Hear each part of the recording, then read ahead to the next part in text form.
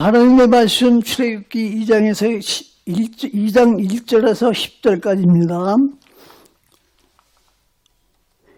레위의 가족 중 한 사람이 가서 레위의 여자에게 장가들어 그 여자가 임신하여 아들을 낳으니 그가 잘생긴 것을 보고 석 달 동안 그를 숨겼으나 더 숨길 수가 없게 되매 그를 위하여 갓대 상자를 가져다가 욕청과 나무지를 칠하고 아기를 거기 담아 나일 강가에 사이에 두고 그 누이가 어떻게 되는지를 알려고 멀리서 섰더니 바로의 딸이 목표로 나일강으로 내려오고 시녀들은 나일 강가를 거닐 때 그가 갈대 사이에 상자를 보고 시녀를 보내어 가져다가 열고 그 아기를 보니 아기가 우는지라 그가 불쌍히 여겨 이르시되 이는 히브리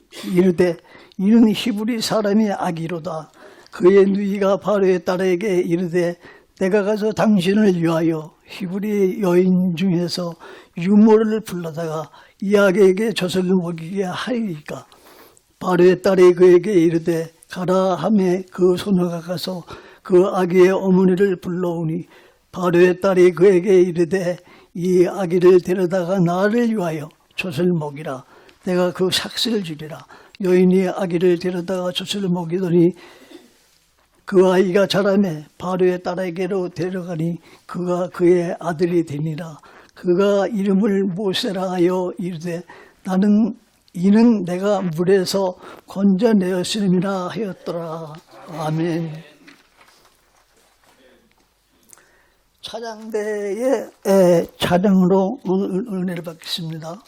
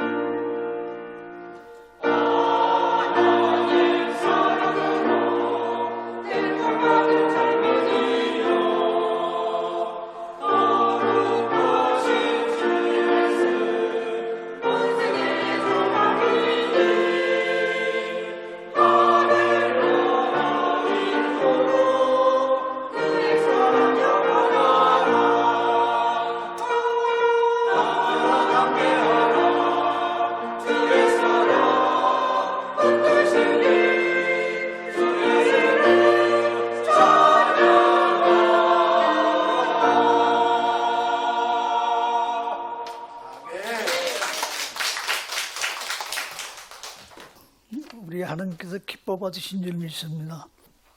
박솔원 목사님께서 나와서 말씀을 증거하실 터인데 박 목사님은 평화교회에서 식무하시고 지금은 원로 목사님으로 일하십니다.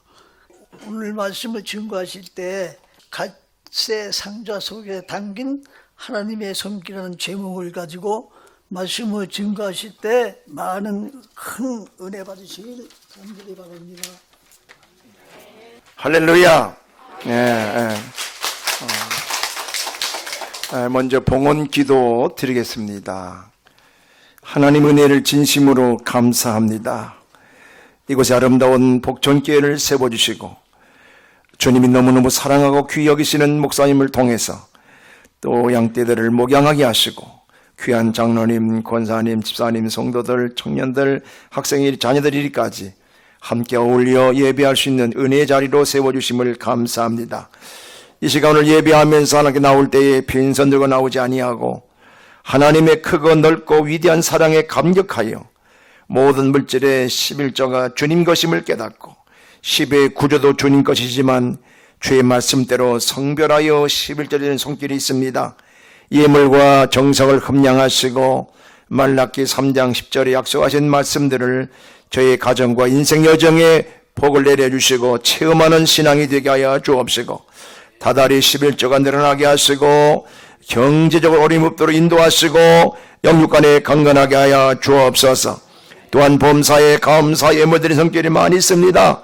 하나님 그 마음을 귀히 여기시고 축복하셔서 예물드린 성결들마다 하나님을 보게 하늘의 복과 땅의 복으로 충만케 하시고 범사에 감사할 일이 넘쳐나게 도와주시고 자손들과 일터를 축복하시고 주일헌금 드리고 건축헌금 드리고 또 여러가지 차량헌금 드리고 여러가지 예물드린 형제들이 많이 있습니다.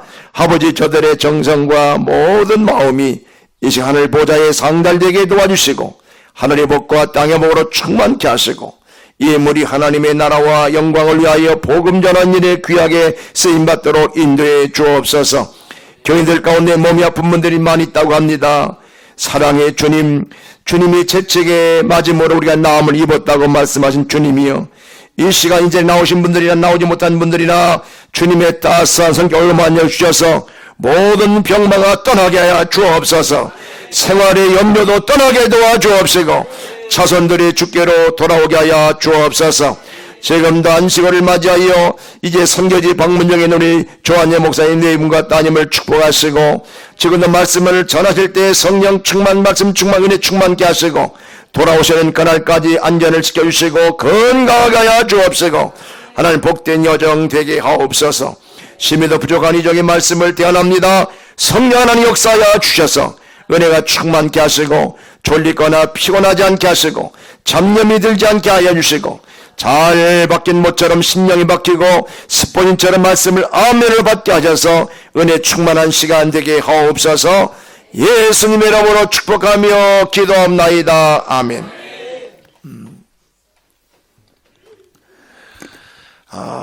그동안 평안하셨습니까? 우리 복전교회는 우리 목사님이 귀에 쓰시고 역사하시는 교회 하나님께 쓰시는 목사님이신데 또 저를 자주 불러주셔서 가끔 여기 와서 함께 예배드렸습니다. 오늘도 와보니까 낯설지가 않고 마치 제가 섬겼던 평화교회 온 것 같은 그런 따스한 모습 안내부터 아주 정성스럽게 따스하게 맞아주셔서 감사드리고 오늘 찬양에도 큰 은혜를 받았습니다. 오늘 지휘자도 없는데 반주도 잘하시고 찬양도 그냥 화음을 넣어서 너무나 잘하셨는데 격려의 박수 한번 치겠습니다. 성가대. 예. 감사합니다. 미국의 남북 전쟁 당시에 연합군의 장군이었던 스텔링 프라이스라는 분이 이런 말을 했습니다. 대공황 시절에는 우리는 우리의 집을 잃었고 호황 시절에 우리는 우리의 가정을 잃는 경향이 있다. 그런 의미 있는 말을 했어요. 굉장히 오래전에 그런 말이 있습니다. 힘들 때는 집을 잃어버리고 살만하면 가정이 깨어지는 경우가 많다는 이야기입니다. 오늘날 우리 주위를 돌아보아도 겉은 멀쩡해 보이지만 들여다보면 이미 사랑이 식어버렸고 감정의 골이 깊은 그런 가정이 많이 있음을 우리가 알 수가 있습니다. 이러한 때에 1년 12달 중에 가장 아름다운 달이며 가정의 달인 5월을 맞이하겠습니다. 가장 아름다운 달 5월을 우리에게 선물로 주신 하나님께 진심으로 감사드리고 올 한 달 동안도 사랑하는 성도들 여러분의 가정과 직장과 일터와 자녀들 하는 일들을 위해 복전교회 위해 날마다 주의 은혜와 축복이 가득하시기를 주님의 이름으로 간절히 축원합니다. 네. 오늘 저는 이 말씀을 준비하면서 가장 아름다운 달 5월 달에 가정의 달이 있는 이유가 뭘까 생각해 볼 때에 가장 아름다운 모습이 가정이기 때문에 5월 달에 가정의 달이 있는 것이 아닌가 이렇게 생각해 봅니다. 이 아름다운 가정의 달 5월에 가정의 소중함도 느끼고 부모님과 자녀 간의 관계도 더욱 돈독해졌으면 좋겠습니다.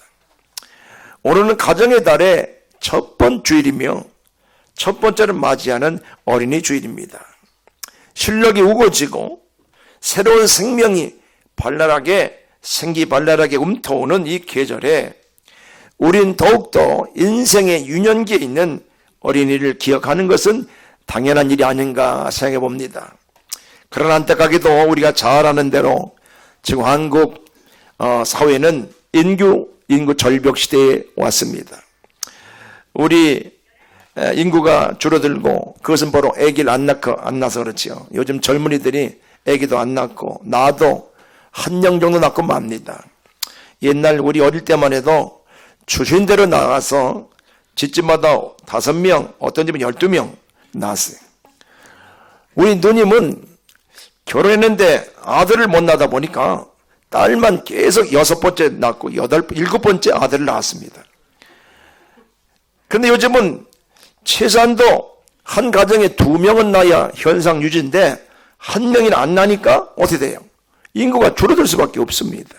그래서 옛날에 제가 군목으로 한 20년 이상 있었는데 제가 군목 생활할 때는 60만 장병인데 지금은 한 45만 밖에 안 된다고 그래요. 애들이 없으니까 군대 갈 애들이 없으니까 줄어들어 가지고 부대도 많이 없애고 막 그러고 있습니다. 그럼에도 불구하고 우리가 여기 모이신 분들 보니까 손자, 손녀를 보실 분들이 많이 계시고 또 자녀가 있어도 나이가 들지 않았을까 생각해 보지만 그래서 다시 한번 어린이 주일을 맞이해서 또 가정의 달을 맞이해서 우리 가정의 중요성, 자녀가 얼마나 귀한가를 깨닫는 귀한 시간 되었으면 좋겠습니다. 감리교 창시자 요한 웨슬레는 우리가 장차 하나님 앞에 설 때에 하나님으로부터 3가지 질문을 받을 것이다. 그런 말을 했어요. 첫째는 내게 준 그 많은 시간들을 어떻게 사용했느냐. 둘째는 내게 준 돈을 어떻게 썼느냐. 세 번째가 중요합니다. 내게 준 자녀를 어떻게 가르쳤느냐라는 의미 있는 그런 말을 했습니다. 오늘 어린이주일을 맞이해서 주일학교 없는 교회들이 우리나라에 한 50% 이상이 됩니다만은 그래도 다시 멀지 않은 장래에 우리 복전교회도 한국교회도 다시 어린아이들이 돌아오기를 희망하면서 앞으로 장차 돌아올 어린아이들을 기억하고 이미 장성해 버렸지만 또 우리 자녀들을 한번 돌아보면서 말씀을 묵상하고 은혜 받는 귀한 시간 되었으면 좋겠습니다. 출애굽기는 출애굽의 역사가 노예 생활을 하던 한 가정으로부터 출발하는 것을 알리면서 시작합니다. 그것도 가장 어둡고 잔인하고 희망의 불빛이 보이지 않던 암흑의 시기에 한 가정에서 시작됐음을 말하고 있습니다. 출애굽기 1장에 보면 우리가 이미 잘 아는 대로 애굽에서 종살이하던 이스라엘 민족이 학대를 받으면 받을수록 번성하기 시작합니다. 즉 우리나라 상황하고는 전혀 다르죠. 요즘 아기만 낳으면 어떤 부영그룹 같은 데는 1억 원씩 준다는데, 둘 낳으면 2억 주고 그런다. 요즘 지자체에서 아기만 낳으면 많은 그런 지원책이 있음에도 불구하고 안 나는 이 시대에 노예 생활하면서 억압을 당하는 이런 상황 가운데도 하나님의 은혜로 번성하기 시작을 했습니다. 그런데 애굽의 왕이나 국민들이 보니까 야, 이렇게 하다가는 굴러온 돌이 박힌 돌을 뼈겠구나. 우리나라가 이제 저들에게 먹히지 않겠나. 위협을 느낀 바로 왕은 아주 지엄한 명령을 내렸습니다. 히브리 산모가 해산할 때에 아들이 태어나거든 나일강에 버리고 딸들이 태어나거든 살려두라. 그런 명령을 내립니다. 이런 위기의 순간에 한 가정이 등장하는데, 한편 오늘 태어난 아기는 우리가 잘 아는 데는 모세입니다마는 모세 형인 아론이 무사한 것을 봐서 이 명령은 바로 모세가 태어날 그 당시에 내려진 명령으로 보여집니다. 여러분, 오늘 이 바로 왕의 명령은 또 그들이 당하는 이 어려움은 단순한 어림이 아닙니다. 남자아이는 다 죽여라. 이것은 하나님의 구원 계획을 막으려는 사탄적 역사라고 볼 수 있습니다. 이 절망적인 상황 속에서 한 가정이 등장합니다.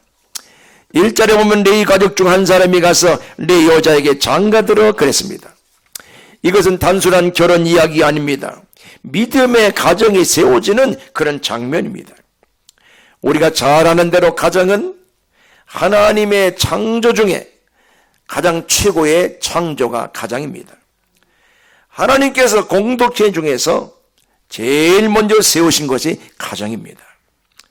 가정을 통해서 창조주 하나님을 알고 하나님의 계획을 이루고 하나님의 복음을 전하기 위해서 가정을 세우셨습니다.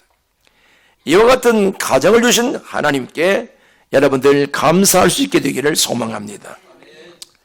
한편 본문에서는 한 남자 한 여자의 이름이 나와 있지 않지만 출애굽기 6장 20절에 보면 남자는 이름은 아브람이요 그 아내 이름은 요게벳이라고 말하고 있습니다.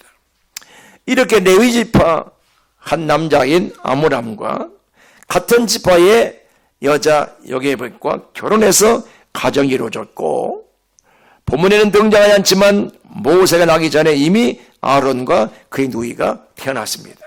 그리고 오늘 본문에 셋째 아이가 태어나는 장면이죠. 여기서 우리가 깨닫는 것은 하나님의 창조 질서 가운데 가장 중요한 것은 결혼은 누가 하는 거냐? 한 남자와 한 여자가 결혼하게 되어 있습니다. 그런데 오늘 이런 일들을 망각하고 하나님의 창조 질서를 무시하고 동성애자들이라든지 제3의 성, 우리나라도 지금 5월달 마지막 언젠가 서울시에서 퀴어 축제를 한다든지 이런 일 벌이고 있다는 거예요. 얼마나 인생들이 무지한지, 역사 이래로 하나님의 창조 질서를 반하는 일을 할 때마다 하나님의 심판이 왔습니다. 그러므로 분명히 말씀드립니다. 가정의 형성 과정은 뭐냐? 한 남자와 한 여자가 결혼하는 거지, 여자와 여자가 결혼하고 남자와 남자가 결혼하는 것이 아니라는 거예요. 근데 우리나라도 멀지 않은 장래에 며느리를 봤는데 남자 며느리가 들어올 때가 있고, 사위를 봤는데 여자 사위가 올 때가 온다는 거예요. 그럼 안 되지 않겠습니까?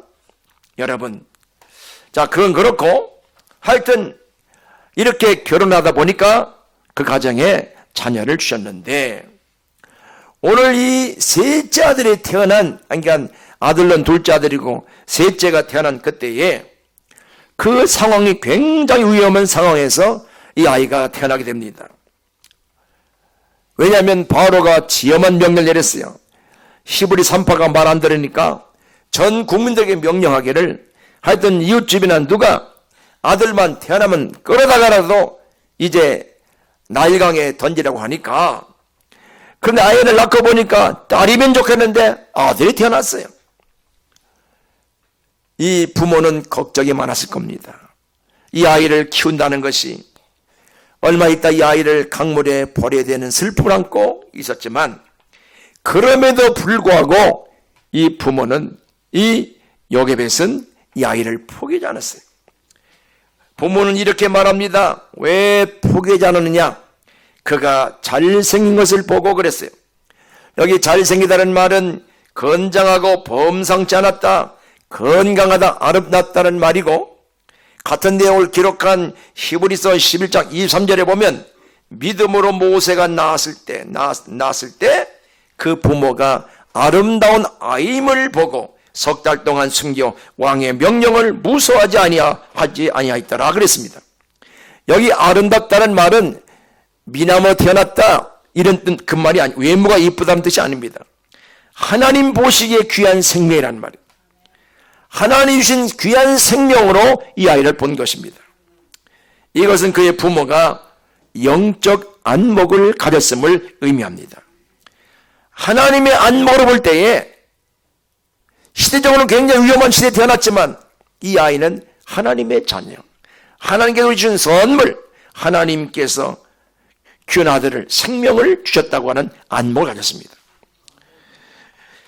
여러분, 모세의 부모가 영적인 안목을 지었듯이 우리의 가정에도 이런 영적 통찰력이 있어야 합니다. 사랑하는 성도 여러분, 세상은 자녀를 성적으로, 외모로, 성공으로 판단합니다. 그러나 믿음의 부모는 다릅니다. 이 아이는 하나님의 작품이다. 하나님이 맡기신 영혼이다. 한번 따라합시다. 아이는, 자녀는 하나님의 작품이다. 또 하나, 이 아이는, 이 자녀는 하나님이 나에게 맡기신 영혼이다. 이런 마음을 가지고 자녀를 보면 이쁠까 안 이쁠까요? 요즘 뉴스에 보니까 어떤 그냥 젊은 부모가 그냥 엄마가 애를 때려서 그냥 죽이질 않나, 굶기질 않나, 몇 개월 안 됐는데 또 화장실 나가가지고 또 유괴 죽이질 않나, 막 그런 시대에 살았는데, 왜? 얘들은 하나님을 기억하지 못하고 영적 안목이 없으니까 아이를 귀찮은 존재로 여겨서 막 생명을 끊어버리고 있습니다. 여러분, 이 아이는 하나님의 걸작품이다. 하나님 우리 가정에 주신 선물이라고 하는 이런 영적인 눈이 열릴 때에 그때부터 올바른 자녀 교육이 이루어지게 되는 것을 믿으시기 바랍니다. 2절에 보면 모세 부모가 왕의 명령을 무서워하지 아니하고 믿음으로 모세를 얼마 동안 숨겼다고요?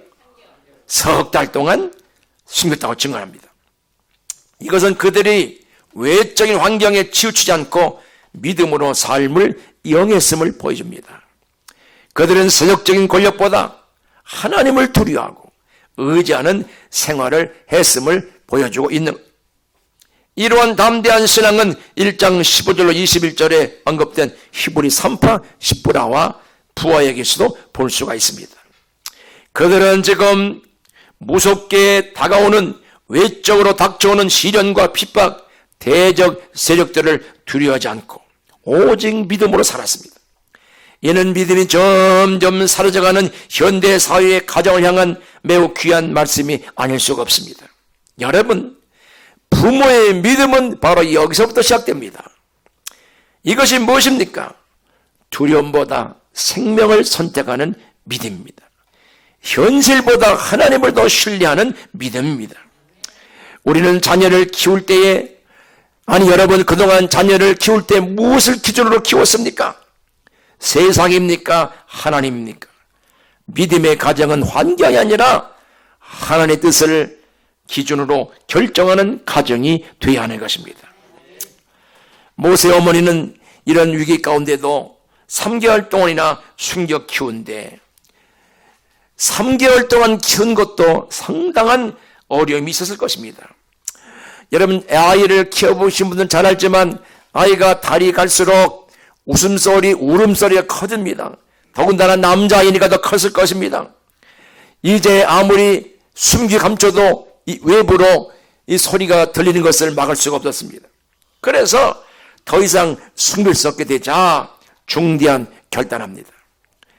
그런 갈대 상자를 만들어서 그 안에 아이를 담아서, 다른 사람들은, 믿음 사람들은 그냥 아이들을 갖다가 강가에 버려 죽게 만들었지만 이 아이의 엄마는 그냥 죽도록 내버려 둘 수가 없는 거예요.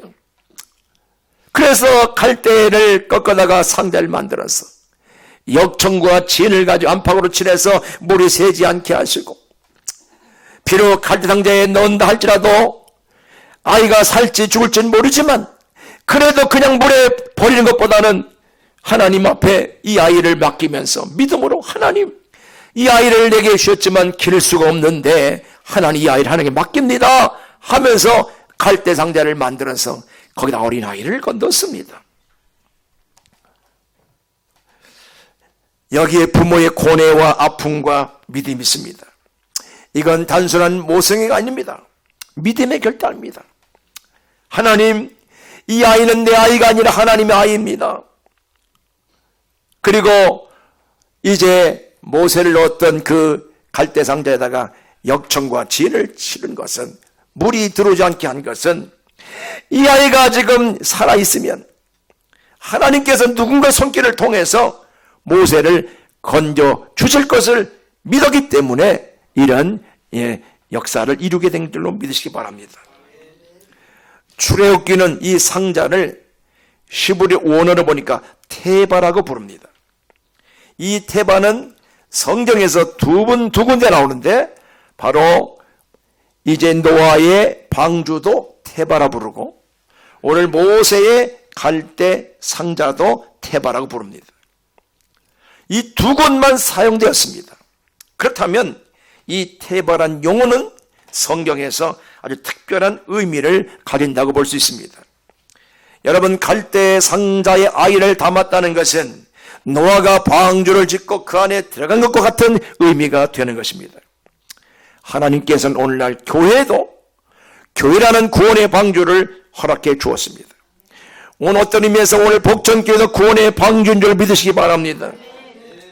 노아의 가족을 살리기 위해서 잣나무로 방주를 지으셔서 구원하셔서 그들의 후손을 통해 하나님 백성을 이루게 하셨고, 또한 모세를 갈대상자 방주로 살리셔서 그를 통해 이스라엘 백성을 가나안 땅으로 이끄셨던 것처럼 오늘날에도 주 예수 그리스도의 보혈의 공로를 통하여 교회 방주를 짓게 하시고 그것으로 말미암아 하나님이 택하신 백성들을 구원하고 계심을 믿으시기를 바랍니다.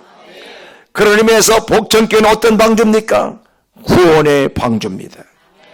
여러분 예배 안에 온 여러분 모든 누굽니까? 구원의 방전에 들어온 노아의 가족과 같고 모세 같은 사람들임을 믿으시기 바랍니다. 사랑하는 성도 여러분, 오늘 모세 어머니가 갈대 상자를 만든 이 장면을 너무 쉽게 생각하면 안 됩니다. 이건 포기가 아닙니다. 이건 믿음의 결단입니다. 이것은 언약의 하나님을 믿고 그 하나님이 모세를 지켜주실 것을 굳게 신뢰하였기 때문입니다. 그들은 생명의 주인이 내가 아니라 바로가 아니라 하나님이심을 믿고 그분께서 돌보아 주시리라는 그런 신앙의 기인에서 결단한 것입니다. 하나님, 이제는 내가 할 수 있는 일이 없습니다. 내가 할 수 있는 일이라고 한다면 이 뭡니까? 갈대 상자를 만든 것밖에 할 수가 없습니다. 더 이상 이제는 이 아이의 장래 생명을 내가 어떻게 할 수 없습니다. 이 아이를 주님 손에 맡깁니다. 여러분, 노아 방주가 그렇듯이 또 갈대 상자도 거기는 동력도 없고 나침반도 없고 노도 없습니다. 그저 이걸 하나님에게 그 아이의 모든 걸 맡기는 거예요. 모세의 어머니는 작은 방주를 만들어 아이를 하나님의 보호에 맡긴 거예요. 이것이 바로 갈대 상자다. 제가 목사님께 설교 부탁을 받고 무슨 말씀을 전하다 각각 생각하는 기도하는 가운데 오늘 본문에 갈대 상자가 떠올라서 이 말씀을 준비한 거예요. 우리도 어떤 절망적인 상황 가운데서도 자신이 할 수 있는 최선을 다하면서도 전지전능하신 하나님에 대한 신뢰와 소망을 잃지 말고 다 하나님께 맡기게 되기를 바랍니다.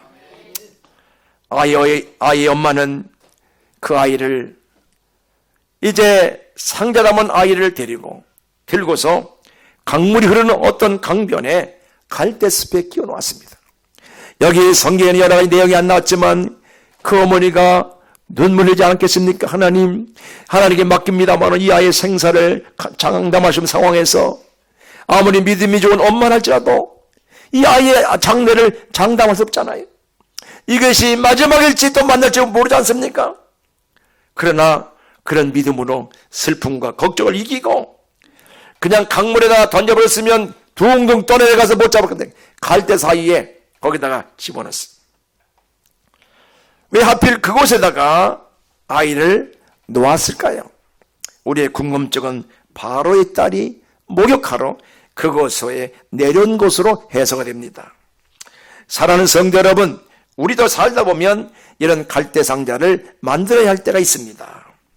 자녀 문제를 내가 해결할 수 없을 때, 가정의 미래가 보이지 않을 때, 인생의 막다른 골목에 섰을 때에 절망의 상자가 아니라 하나님께 그때는 필요한 것이 뭐냐면 더 많은 인간적인 방법이 아니라 하나님께 맡기는 믿음입니다.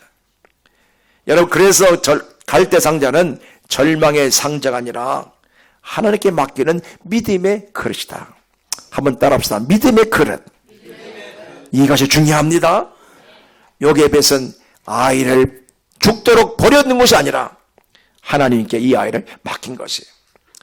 사랑하는 성도 여러분, 지금까지 살아오면서 믿음 생활하면서 내가 붙잡고 놓지 못하는 것이 그 무엇입니까? 진짜 믿음은 내려놓음에 있습니다. 자녀도 인생도 하나님께 맡길 때 그때부터 뭐냐? 하나님의 손이 움직이는 것입니다. 한번 따라합시다. 나의 끝이 하나님의 시작이다.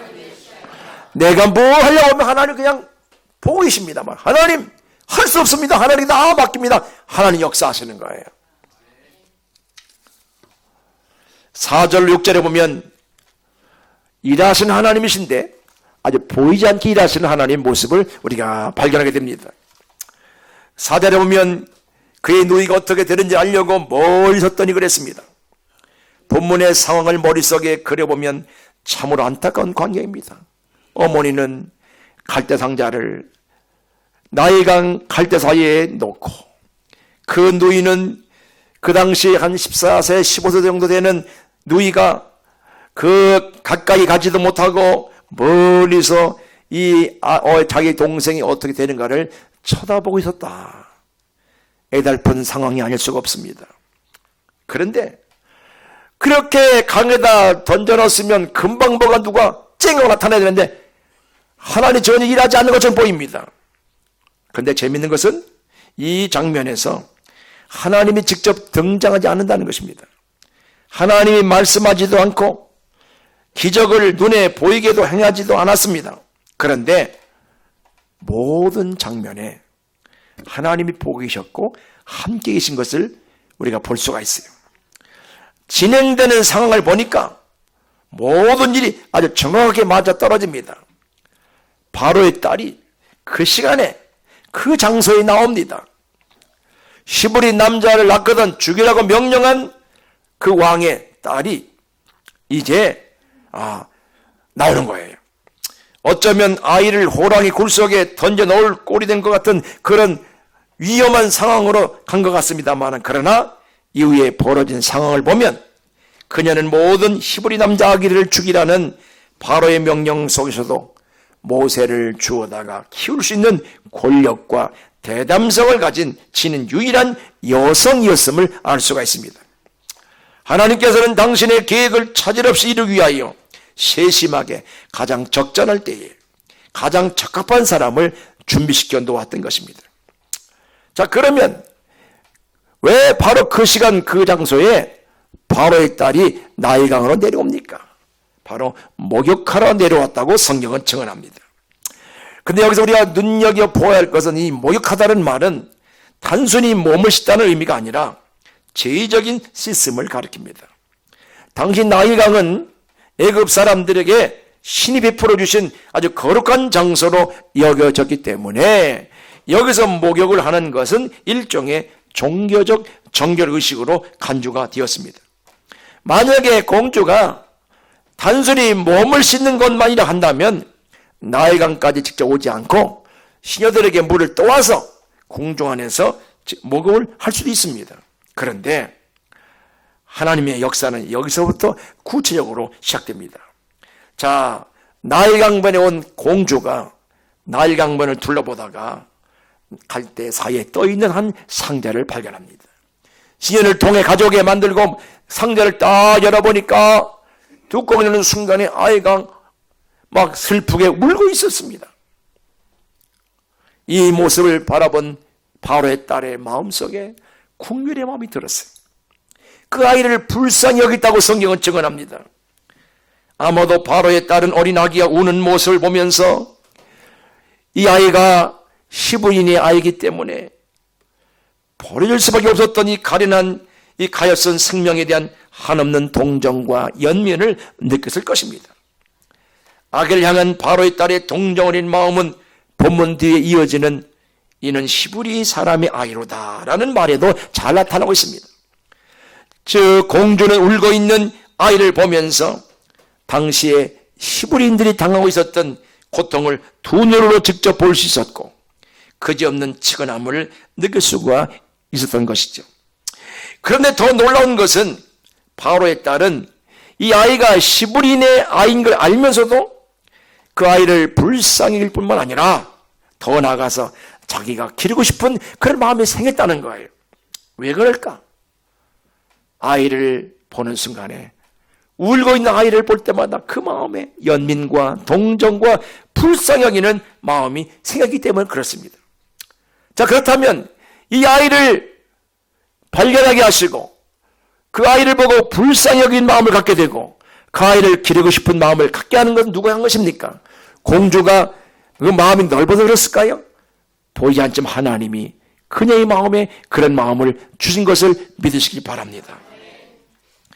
그렇다면 이 공주는 포악한 아버지를 닮은 딸이 아닌 것 같습니다. 도리어 시부리인들의 처지를 불쌍히 여기던 공주란 생각이 듭니다. 아이의 부모의 예상은 적중했어요. 그리고 시부리인 아이인 줄 알면서도 살립니다. 여러분, 이것이 우연입니까? 아닙니다. 다시 말합니다. 바로의 딸을 그곳에 오게 하신 분이 누굴까요? 또 갈대 상자가 떠내려가지 않도록 보호하신 분이 누굽니까? 그리고 울지 않던 아이가 뚜껑을 여는 순간 울게 하신 분이 누구냐? 공주의 마음을 열어서 불쌍히 여기 하신 분이 누구냐? 하나님입니다. 하나님은 정확한 시간, 정확한 장소, 정확한 사람을 보내십니다. 만약에 사람이 와도 이 아이가 떠내려가지 않아도 하루 이틀 사흘 만에 만나면 아이가 굶어 죽을 수 있지 않겠습니까? 그런데 하나님은 정확한 시간, 정확한 장소, 정확한 사람을 보내셨어요. 하나님의 완벽한 타임입니다. 하나님이 구체적으로 개입하기 시작하셨어요. 우리는 종종 이렇게 말합니다. 야, 하나님이 안 보인다. 내 열심히 그냥 새벽기도 하고 금식기도 하고 철회도 응답하지 않으신 걸 보니까 하나님이 없는 것 같아. 일하지 않는 것 같다. 그렇게 여길 때가 있습니다. 그러나 아닙니다.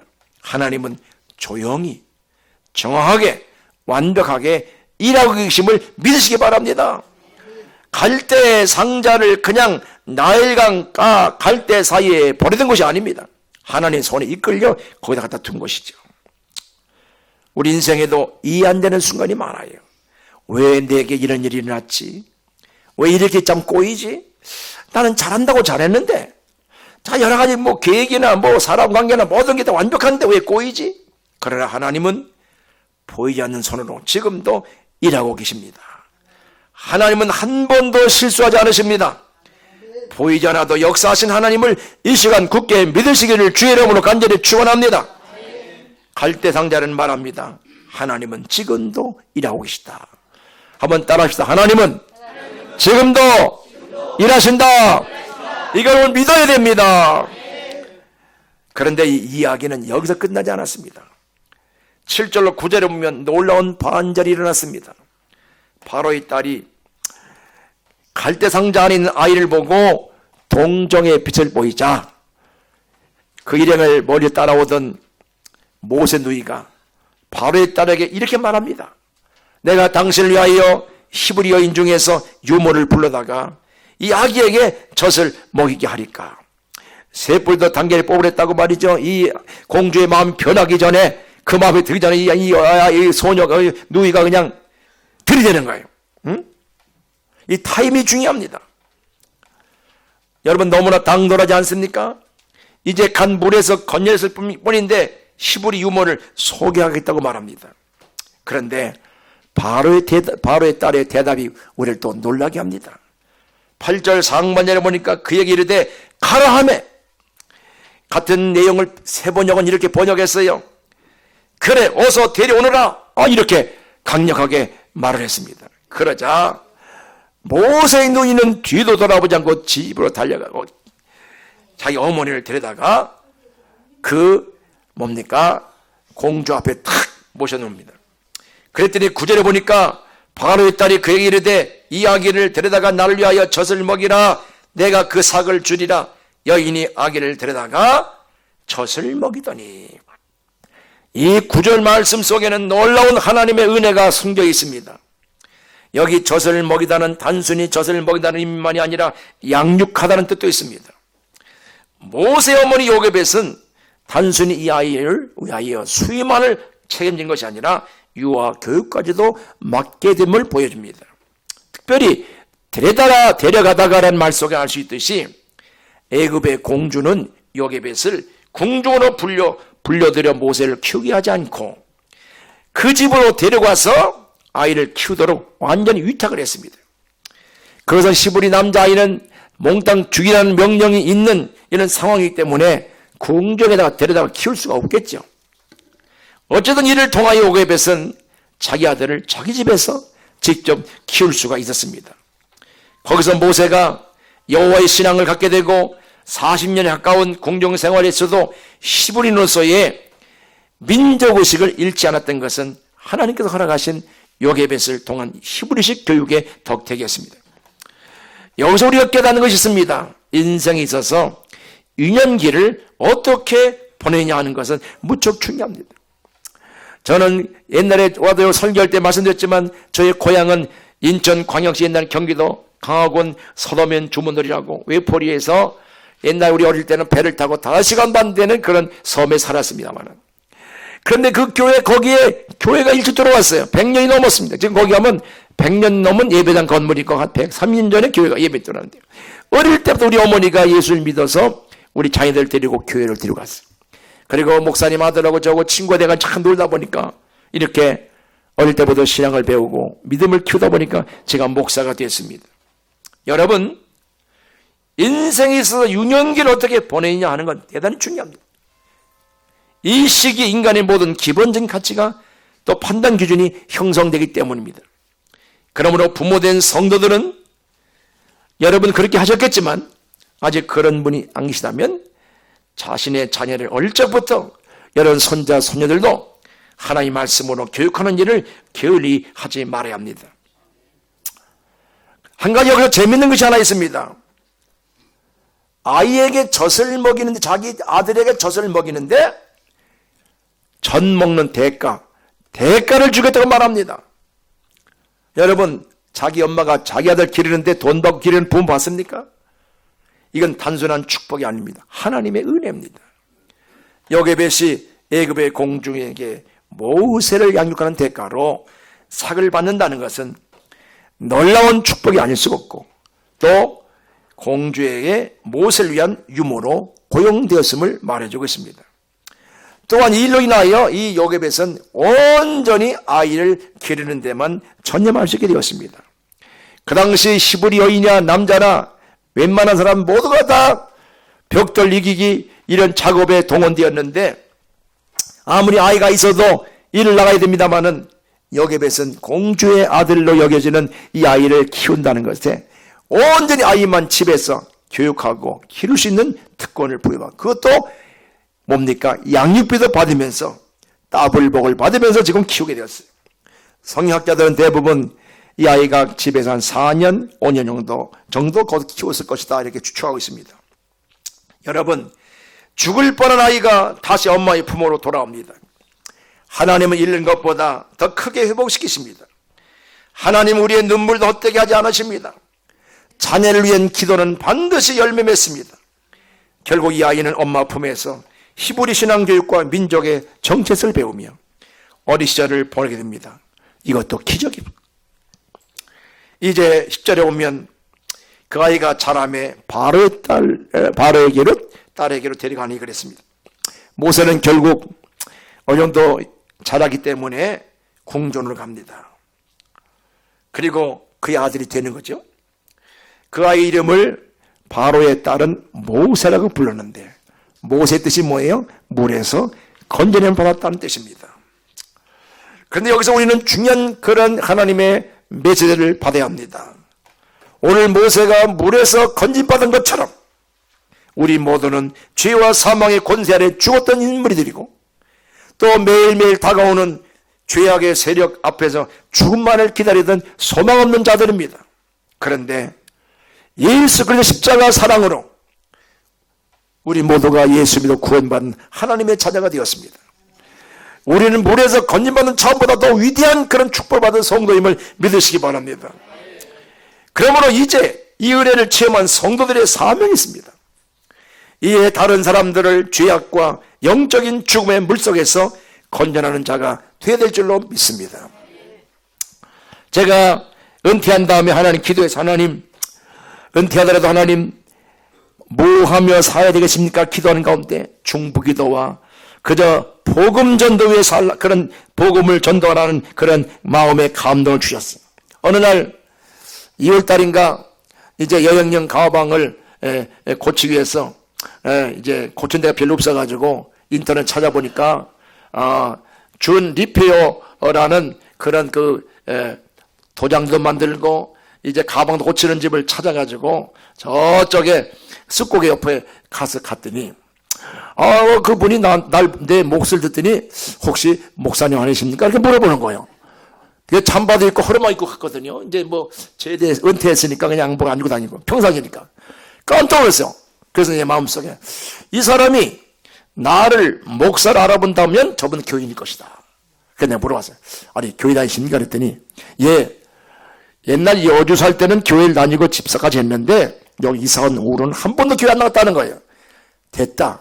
그래서 복음을 전하기 시작을 했습니다. 그 교회가 무슨 교회인가? 감리교라는 게. 그래요. 내가 잘 아는 군무 후배 예강 감리교가 있는데 그 목사님 잘합니다. 소개해 주겠습니다. 그래가지고 사실 도장은 안 새겨도 되는데 도장 우리 집사람 도장 15,000원 주고 도장도 새겼어요. 가방 고치는데 5,000원밖에 안 하는데 15,000원 더 주고 도장 새기고 전도하려면 돈도 써야 되는 거예요. 그래서 기도합시다. 열심히 기도했어요. 그랬더니 지금 지난번에 거기 예강교회 교회를 짓고 입당 예배되는데 목사님 말하기를 매일 저마다 교회를 잘 나온다는 거예요. 할렐루야. 우리 주위에는요 이제 내 백성이 많다고 사도행전에 말한 것처럼 내 백성은 누구냐? 택한 백성입니다. 택한 받을 받았지만은 여러분 구원을 누가 받느냐면 택한 백성이 받습니다. 그런데 하나님의 방법은 복음을 들어야만 믿음이 생기고, 아까 우리 집사님 기도한 것처럼 복음을 들어야 믿음이 생기고 믿음이 들어야 예수를 영접할 수가 있는 거예요. 그래서 우리 주위에 누가 택한 백성인지 모르기 때문에 우리가 가서 복음을 전하는 거예요. 우리가 여러분들이 왜 전도 못하냐면 내가 그 사람을 데리고 오려고 생각하니까 어려운 거예요. 근데 우리는 그냥 그분이 믿든 안 믿든 우리가 복음 전하면 누가 들어요? 택한 백성 마음이 열리는 거예요. 그러면 그분이 예수 앞에 나오는 겁니다. 오늘도 여러분 전도 많이 하시기 바랍니다. 춥지도 않고 덥지도 않고 얼마나 좋아요. 전도. 그러면 택한 백성 마치 뭐냐면 대통령에 당선돼도 취임식을 해야 대통령이 되는 것처럼 택한 백성이 할지라도 아직 교회 안 나온 사람 부지런히 많은 거예요. 근데 그들을 누가 전도하느냐? 우리 예수 먼저 믿은 우리들이 복음을 전하면 반드시 택한 백성은 마음 열려서 예수 믿게 돌아오게 되는 거예요. 그래서 이 전도라는 일에 힘써야 된다는 거예요. 전도. 그래가지고 그 영혼을 전도를 했습니다. 그래서 지금도 전철을 타든지 버스 타든지 내 옆에 좀 시간이 걸리는 데를 만나면 웬간하면 전도하려고 이렇게 마음을 먹고 있습니다. 여러분 천국에 가면 제일 큰 상급이 뭔지 아십니까? 저기 뭡니까 하면 다니엘서 12:3절에 보면 많은 사람 어른들을 돌아가게 하는 사람은 하늘의 별처럼 영원히 빛난다고 그랬어요. 여러분 우리가 앞으로 멀지 않은 장래에 죽어도 천국에 갑니다. 그러면 놀라운 일이 벌어집니다. 어떤 분이 또르르 달려가지고 아유 권사님 안녕하세요, 장로님 안녕하세요, 절 모르시겠습니까? 그분 내가 그동안 교회 안 다니고 그냥 인생 밑바닥 다닌 나를 전도해 주셔가지고 예수 믿어 내가 천국에 왔습니다. 당신 나의 은인입니다. 여러분이 전도한 것이 여러분의 상급이에요. 여러분의 면류관입니다. 여러분 이 땅에서도 열심히 어렵고 힘든 가운데 살았지만 영원한 천국에서 영생 복날 누릴 뿐만 아니라 면류관도 받아야 되고 상급도 받아야 되지 않겠습니까? 그럼 우리가 할 일이 뭐예요? 열심히 돈도 벌어야 되고 살림도 잘하고 가정도 키지만 전도하는데 가장 중요한 전도는 가정전도입니다. 주 예수를 믿어라. 그럼 너와 내 집이 뭘 받으라고요? 구원을 받는다고 했어요. 여러분의 자녀, 남편, 아내를 여러분의 말씀과 기도를 잘 양육하면 하나님의 복이 임할 줄로 믿습니다. 그리고 여러분 전도 대상은 세 가지. 첫째는 불신자, 두 번째는 뭐냐? 이사 온 사람, 세 번째는 밑다 낚시본 사람이 많이 있습니다. 그 가장 중요한 전도는 가족전도. 가족전도는 헌신하고 희생하지 않으면 말로는 전도 못해. 내가 섬기고 내 삶이 변화되고 달라질 때 전도가 이루어짐을 믿으시기 바랍니다. 이제 우리는 다 여러분 예수 믿으시죠? 다 구원받으셨죠? 그럼 뭘 해야 됩니까? 구원받은 하나님 왜 우리를 남보다 먼저 예수 믿겠습니까? 구원받지 못한 택한 백성들을 돌아오게 하는 일에 여러분 쓰시려고 전도자가 되게 하시고 우리 복천교회의 직분자가 된 줄로 믿습니다. 이제부터 이제 목사님 모시는 때까지 여기서 전도해가지고 다음 주에 왔을 때 이 자리에 꽉 차게 되길 바랍니다. 병든 자는 나음을 얻게 되고 또 일터검사 일터도 주시고 방황하던 젊은이가 돌아오게 하시고 또 직분자인데도 교회도 그냥 꽃감 빼먹던 사람들도 돌아오게 하셔서 이제 꽉 차고 넘쳐서 그냥 여기저기 기적이 나타나고 이제 나타나 주의 이름으로 병든 자가 물러가고 마귀가 떠나게 되고 하나님 경제적으로 축복하시고 이게 복전교회 뭐예요? 하늘의 복이 많은 교회 아닙니까? 여긴 교회 앉기만 해도 복 받는 사람들이에요. 여러분 우리나라에서 최고의 좋은 교회 나온 성도인 줄 믿으시기 바랍니다. 무슨 교회? 복천교회. 말마 어디 갑니까? 복천교회. 복천교회 뭐예요? 하늘의 복이 많은 교회입니다. 교회 이름만 내도 여러분 복 받고 전도가 될 줄 믿습니다. 여러분 이렇게 키움받았던 모세는 다 알죠?